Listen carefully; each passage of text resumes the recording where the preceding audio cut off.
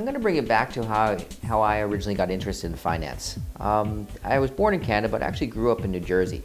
My parents were both immigrants from Ireland, and my dad was actually a church decorator in Ireland, but that doesn't exist anymore. So when he came over to Canada and the States, he would find different ways to make money. One of them was he would buy houses and he'd fix them up and he'd sell them for a profit.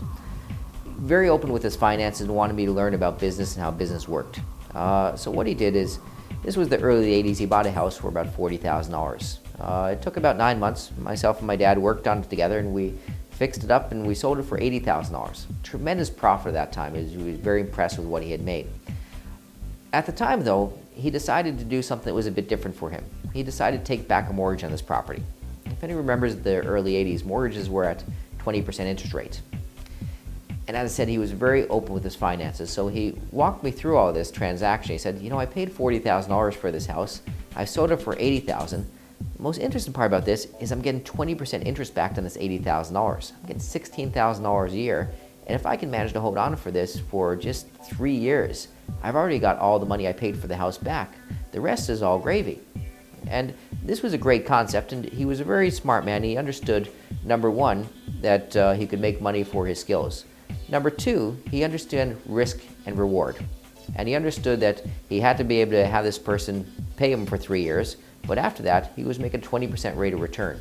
At that point, my mind really switched from the carpentry side of things over to the financial side of things. I found it was a lot easier to find ways to make money in finance than have to use your hands to rebuild the house.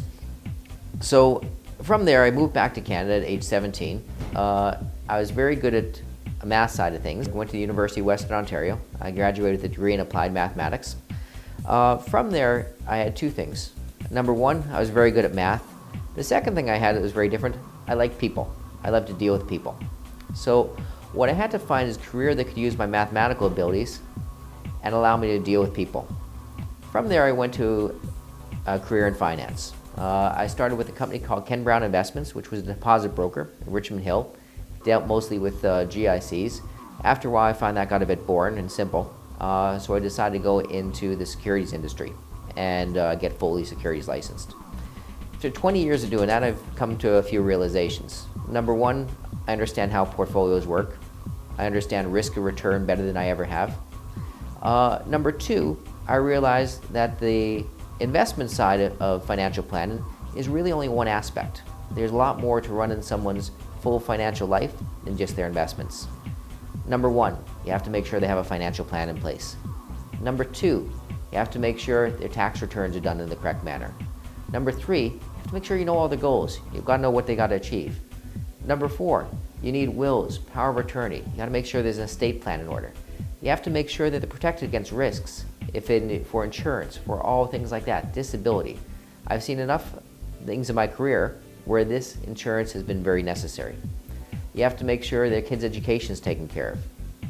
So you have to look at their overall financial net worth, not just the investment side of the portfolio. You have to make sure you're looking after their family, their future, and all their goals.